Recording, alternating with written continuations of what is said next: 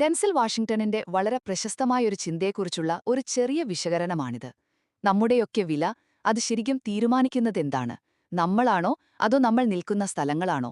ഒരു വെള്ളക്കുപ്പിയുടെ വളരെ ലളിതമായൊരു ഉദാഹരണത്തിലൂടെ ആത്മാഭിമാനത്തെക്കുറിച്ച് വളരെ വലിയൊരു പാഠമാണ് അദ്ദേഹം പറഞ്ഞു തരുന്നത്. ഒന്നാമതായി ആ വെള്ളക്കുപ്പിയുടെ ഉപമ തന്നെ എടുക്കാം. ഒരു കടയിൽ $1 വിലയുള്ള വെള്ളക്കുപ്പിക്ക് ഒരു ജിമ്മിൽ $2 ആകും. ഇനി എയർപോർട്ടിലാണെങ്കിലോ $4. വിമാനത്തിൽ കയറിയാൽ പിന്നെ പറയേം വേണ്ട $7. അപ്പൊ നോക്കൂ, വെള്ളം ഒന്ന് തന്നെയാണ് അല്ലേ? പക്ഷെ സ്ഥലം മാറുമ്പോൾ അതിന്റെ വില മാറുന്നു.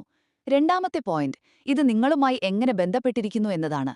ആരെങ്കിലും നിങ്ങളെ വില കുറച്ച് കാണുന്നുണ്ടെങ്കിൽ വിഷമിക്കേണ്ട. അത് നിങ്ങളുടെ കഴിവുകേടുകൊണ്ടല്ല, മറിച്ച് നിങ്ങൾ തെറ്റായ സ്ഥലത്താണ് എന്നതുകൊണ്ടാണ്. നിങ്ങളുടെ കഴിവും മൂല്യവും തിരിച്ചറിയാൻ പറ്റാത്തൊരു ചുറ്റുപാടിലായിരിക്കാം നിങ്ങളിപ്പോൾ. അപ്പോ അവസാനമായി നമ്മൾ എന്ത് ചെയ്യണം?